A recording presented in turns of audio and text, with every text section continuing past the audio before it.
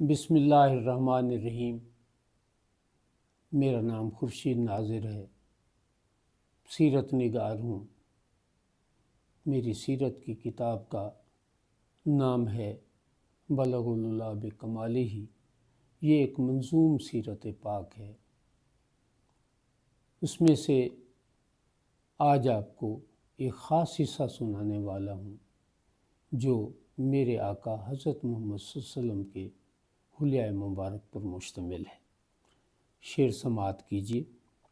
میانہ قد ایذائے بدن موضوع تریں سارے، میانہ قد ایذائے بدن موضوع تریں سارے، سفید و سرخ رنگت چوڑی پیشانی کھلے شانے، تھے سر کے بال پیچیدہ نہ سیدھے اور بڑا سر تھا، کشادہ اور کھلا سینہ تھا چہرہ آپ کا ہلکا، سیاہ و سرمگی آنکھیں دہانہ تھا کشادہ سا، تھے دندانے مبارک خوبصورت قدر پیوستہ۔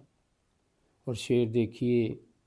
تھی بینی آپ کی کچھ کچھ درازی کی طرف مائل، جو دیکھے آپ کی گردن تو ہو وہ حسن کا قائل، سیاہ و سرمگی آنکھیں دہانہ تھا کشادہ سا، تھے دندان مبارک خوبصورت قدر پیوستہ، تھے پاؤں نرم و نازک اور تلوے بیچ سے خالی، تھے پاؤں نرم و نازک اور تلوے بیچ سے خالی، کھڑا چہرہ اور اس پر آپ کی داڑھی گھنی کالی۔ یہ شعر دیکھیے۔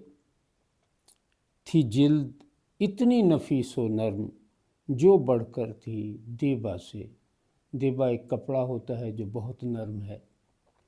تھی جلد اتنی نفیس و نرم جو بڑھ کر تھی دیبا سے، بڑی پلکیں جڑے ابرو لب و رخسار موزوں تھے، بڑی ترتیب سے تھے بال شانوں تک ہی آ پائے، بڑی ترتیب سے تھے بال شانوں تک ہی آ پائے، تھی شانوں بیچ ایسی مہر جو واضح نظر آئے۔